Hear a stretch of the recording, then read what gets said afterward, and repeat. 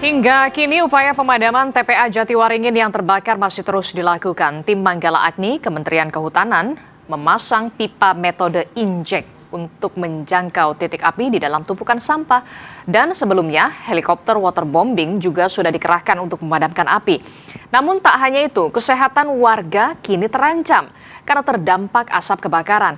Kami akan membahasnya bersama dengan Kepala Pusat Data Informasi dan Komunikasi BNPB, Abdul Muhari, melalui sambungan telepon, dan juga ada pengkampanye urban berkeadilan Walhi Nasional, Mas Wahyu Eka Setiawan. Selamat pagi, Assalamualaikum Pak Abdul Muhari dan juga Mas Wahyu. Selamat pagi, Agni. Oke, kita masih mencoba untuk menghubungi Pak Abdul Muhari dari BNPB, tapi saya ke Mas Wahyu dulu. Mas Wahyu, kalau dari Walhi sendiri, melihat kebakaran yang terjadi di TPA Jatiwaringin ini sudah beberapa hari, ini merupakan insiden atau memang ada kesalahan dan permasalahan serius di belakang ini? Ya, kalau kita cek begitu, ini bukan sekadar insiden ya kalau kita mau cek itu. Tapi ini adalah salah satu tragedi yang berulang dan ini adalah dampak dari kegagalan tata kelola sampah kita. Mau nggak mau kita harus mengakui kalau kita telah gagal dalam melakukan pengelolaan sampah gitu. Karena apa? Karena kebakaran ini dipicu oleh TPA Open Dumping, tempat pemrosesan akhir atau tempat pengolahan akhir sampah di wilayah Jatiwaringin di Kabupaten Tangerang yang sebelumnya juga sempat ditutup oleh Menteri Hanif menjadi bagian dari 250 TPA pendamping yang ditutup. Tapi belum sempat dibenahi begitu dan masih menerima. Dan sebagai catatan memang TPA Jatiwaringin ini memang pernah mengalami kebakaran begitu di tahun 2023. Dan di wilayah Tangerang sendiri, ada di kota Tangerang ada TPA Rawa Kucing juga pernah terbakar. Dan seharusnya ini menjadi sinyalemen kalau memang kita tengah mengalami situasi darurat sampah nasional dan situasi darurat sampah ini telah menjadi bencana. Karena apa? Karena tadi sampah yang menumpuk tidak terkelola. Tidak terkelola ini maksudnya iya karena dia tercampur gitu saja. Terutama sampah organik juga dengan sampah plastik menumpuk begitu saja, lalu dipicu oleh faktor yang bisa menyebabkan kebakaran. Nah, ini bisa faktor alam, juga bisa faktor kesengajaan secara teknis. Yang ini juga perlu untuk diselidiki lebih lanjut soal dugaan kesengajaan secara teknis.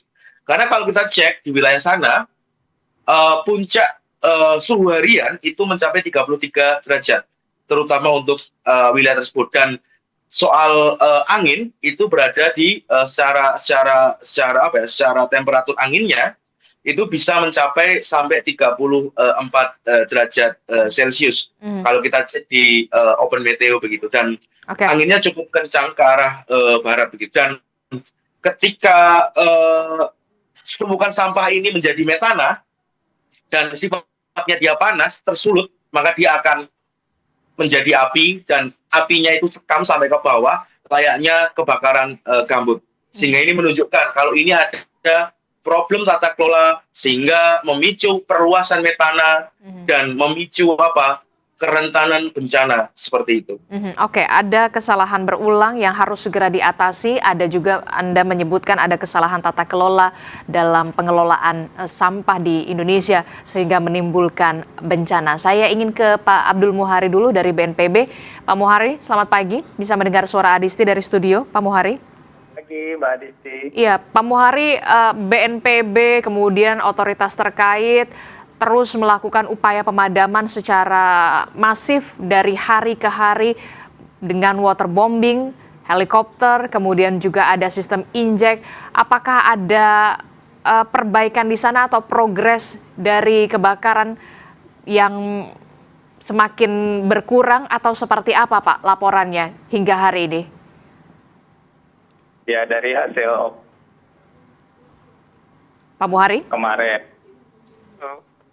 Pak Disti. Iya, silakan Pak Muhari. Ya, hasil dari operasi kita kemarin sore, hampir 4 kali 25 kali 4.000 liter yang tumpahkan di TPA Jatiwaringin, ditambah dukungan unit yang ada Manggala Agni dari LHK. Memang dari sisi api di permukaan itu berkurang, tetapi seperti tadi disampaikan bahwa ini adalah sampah plastik ya, dan sampah plastik ini menyebar ke dalamnya sangat. Dan sampah plastik ini ada satu kesulitannya kalau kita padamkan dari atas, Mbak Disti. Dia akan menghalangi penetrasi air masuk ke dalam. Sehingga pemadaman di bawah itu cukup sulit. Itu kenapa kemudian kita melakukan injeksi pipa ke bagian dalam. Supaya air bisa melakukan penetrasi dan menjangkau titik-titik yang berada di lapisan dalam. Ini akan kita coba lakukan, dan kita masih menunggu, mudah-mudahan, mohon doanya ada awan hujan yang bisa kita lakukan untuk memungkinkan operasi modifikasi cuaca. Kapan itu akan dilakukan operasi modifikasi cuaca, Pak Muhari, untuk bisa mempercepat proses pemadaman kalau memang tadi disebutkan ada tingkat kesulitan di sana? Modifikasi cuaca ini sangat bergantung pada ketersediaan awan hujan ya. Dan ini dalam awan hujannya belum optimal untuk kita melakukan operasi modifikasi cuaca. Dan kita masih terus berkoordinasi dengan BMKG. Sekiranya awan optimal, maka kita modifikasi cuaca ini kita sampaikan untuk kita lakukan sesegera mungkin. Oke, jadi karena memang belum memungkinkan kondisi awan hujan di sana, sampai saat ini belum dilakukan modifikasi cuaca. Kita masih berharap kondisi sudah mulai bisa mendukung untuk bisa dilakukan modifikasi cuaca. Terkait dengan warga yang terdampak dari kebakaran di TPA Jatiwaringin, kami ingin memperbaharui kembali lagi. Ini kan sudah berhari-hari ya, Pak Muhari. Jadi berapa kepala keluarga yang dievakuasi dan bagaimana penanganan terhadap warga terdampak dari sisi kesehatan? Untuk warga yang kita evakuasi itu ada 15 kakak, sekitar 55 jiwa. Ini yang warga yang tempat tinggalnya memang berada di sekitar TPA dan beraktivitas di sekitar TPA. Ini kita fungsikan sementara. Kemudian seperti tadi disampaikan di berita pembuka bahwa aktivitas sementara dikosongkan supaya ini bisa kita optimalkan upaya pemadaman. Untuk warga yang berkomuter yang memang dalam sehari-harinya memang harus melewati TPA Jatiwaringin, memberikan bagikan masker, dan kita minimalkan kalau misalkan bisa menggunakan jalur alternatif tidak melewati TPA itu akan lebih baik. Selain itu, Dinas Kesehatan standby 24 jam memberikan layanan kesehatan, baik itu Dinas Kesehatan Kabupaten Tangerang maupun Provinsi. Oke, banyak juga warga yang sudah mengeluhkan terkena ISPA, Pak. Penanganan terkait dengan ini seperti apa, Pak? Layanan untuk ISPA ini ada posko kesehatan di TPA, jarak 200 meter dari lokasi TPA, dan juga puskesmas, serta jika diperlukan rujukan ke RSUD juga itu dimungkinkan. Artinya Dinas Kesehatan Kabupaten dan Provinsi di lokasi pada di sini. Oke, ada informasi rencana soal jangkauan zona aman di sana. Apakah ada penambahan kepala keluarga yang harus dievakuasi dengan kondisi yang saat ini terjadi, Pak? Ya, untuk sementara zona aman kita tidak lihat ada warga lain, kakak lain yang berada memang tempat tinggal di sekitar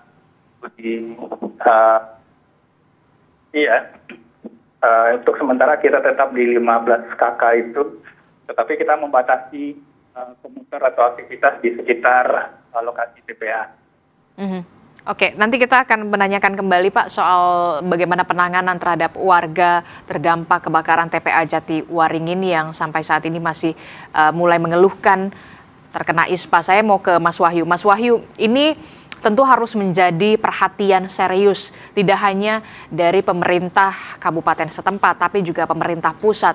Bukan hanya soal tata pengelolaan sampah, tapi dampak terhadap warga. Warga sudah mengeluhkan menderita ISPA atau terkena ISPA. Nah, dampak yang paling signifikan selain ISPA dan bagaimana penanganannya serta imbasnya akan seperti apa kalau dari Walhi melihatnya?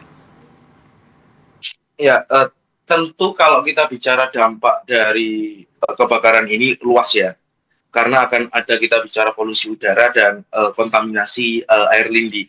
Karena sebelumnya air lindi juga menjadi masalah, terutama saluran di dekat sungai kecil yang di sekitar TPA tersebut. Dan ketika tadi dipadamkan dengan air, waterbombing, dan lain-lainnya, air itu akan mengalir dan itu membawa senyawa-senyawa, terutama kita bicara terkait dengan air lindinya, itu terbawa. Dan itu ketika masuk ke wilayah, mengkontaminasi tanah, maka juga akan menyebabkan tanah tersebut mengeras, dan tentu tanah tersebut juga kurang sehat begitu. Dan ketika itu masuk ke sungai, bahkan terkena orang, tentu efek pertama adalah iritasi, kedua mungkin mengalami. Mas Wahyu?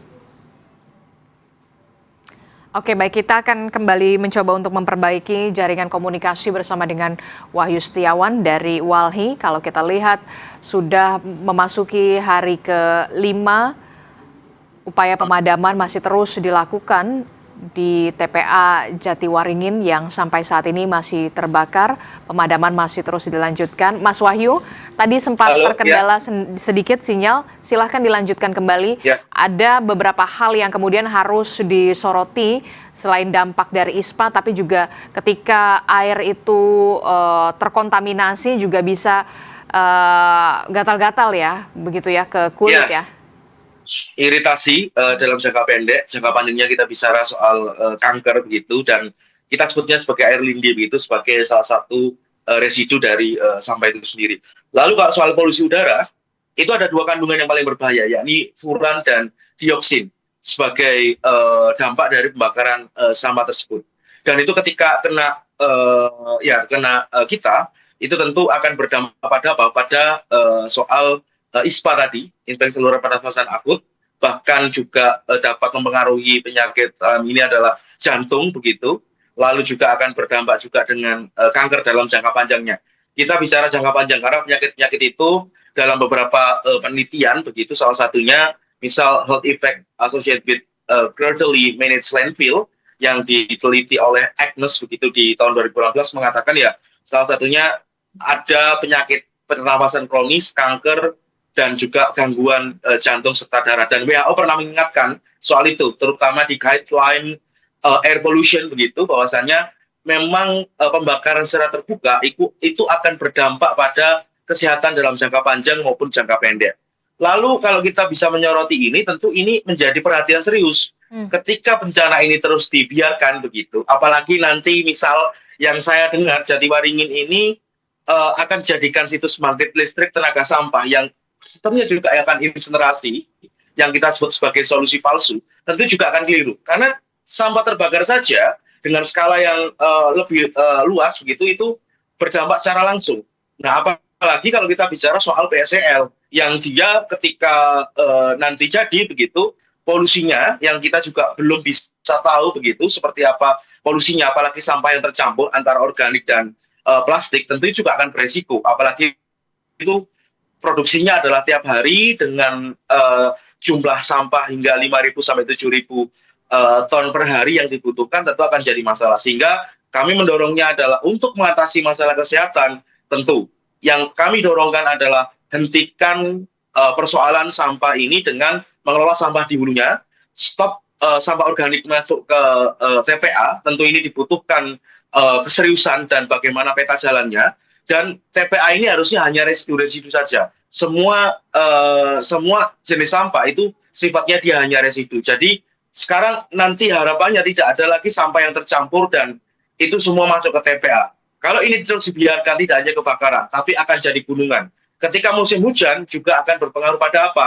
Pada banjir dan longsor. Sebagaimana terjadi di TPA Cipecang Tangerang Selatan maupun Bantar Gebang ataupun TPA Cipayung seperti itu. Oke, ini permasalahan sampah tidak hanya terjadi di kota-kota besar semacam Tangerang dan juga Jakarta begitu ya, tapi juga hampir di seluruh wilayah di Indonesia kita bisa katakan ini sudah darurat sampah begitu ya. Harus ada regulasi yang mengatur tidak hanya setiap daerah tapi secara nasional yang bisa merubah bagaimana tata pengelolaan sampah di Indonesia ini menjadi lebih baik.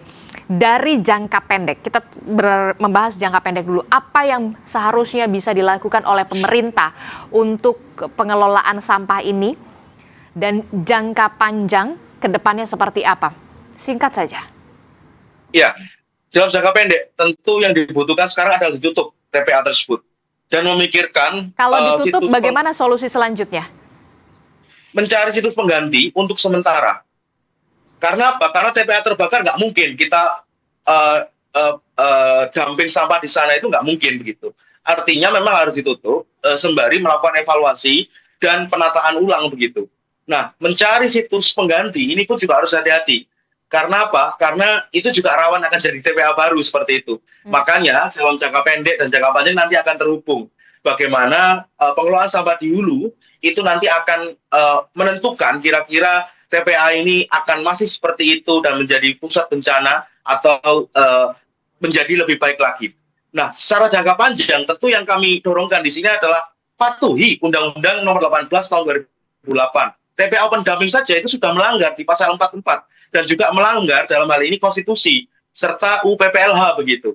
Nah, sudah 20 tahun sejak aturan ini jadi begitu.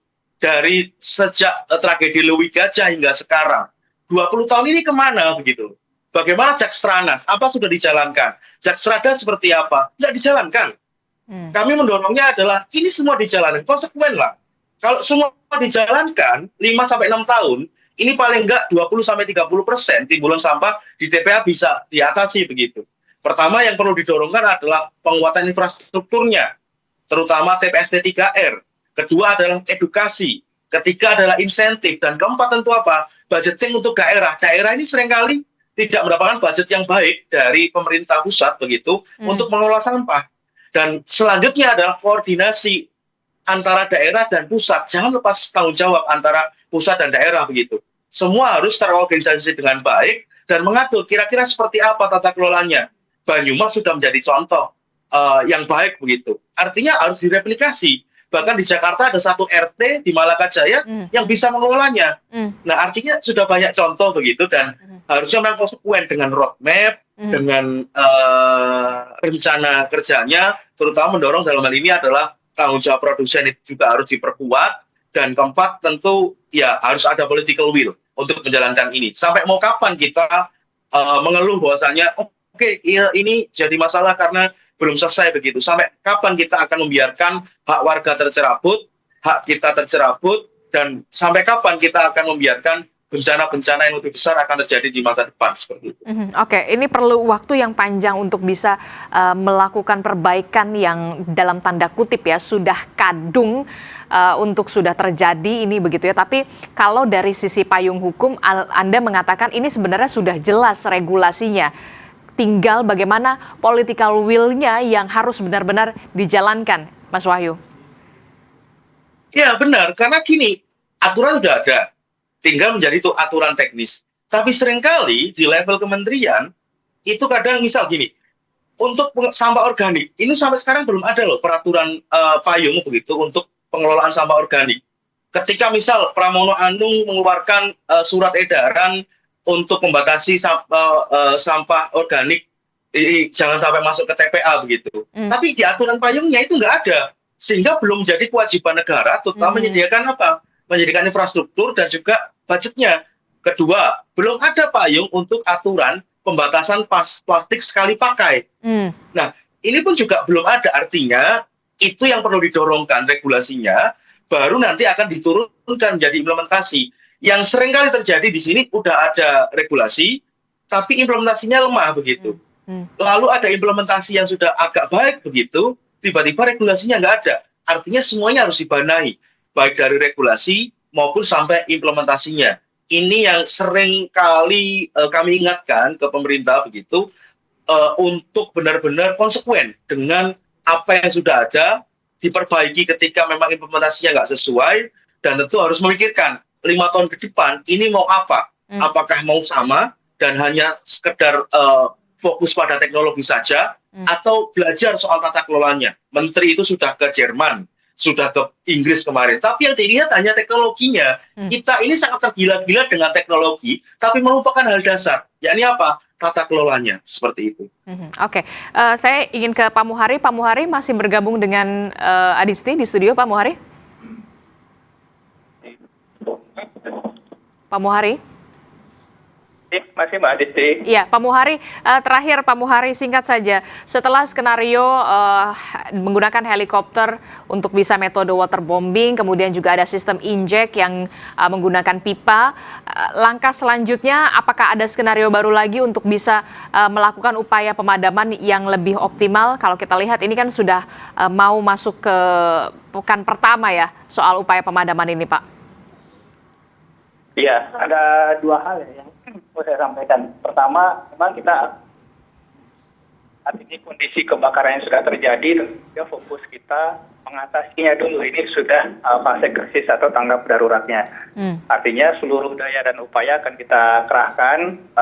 Hari ini juga tidak hanya 12 unit damkar yang akan kita kerahkan, akan kita tambah lagi untuk menutup semua pinggir ujung-ujung dari TPA ini.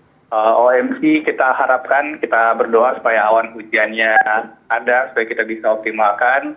Injeksi kita lakukan, dan Manggala Agni dari LH juga sudah turut, kan, supaya bersama ini bisa kita buat. Ini upaya kesiapsiagaan, ini harus saya sampaikan Mbak Adisti.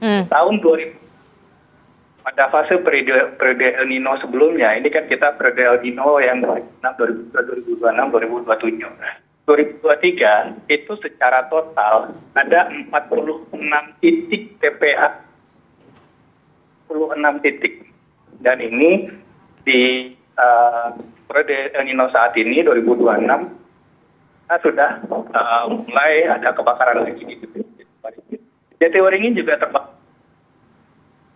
Dan satu hal bahwa di Indonesia, meskipun kita ada anomali panas lebih dari rata-rata 20 tahunan.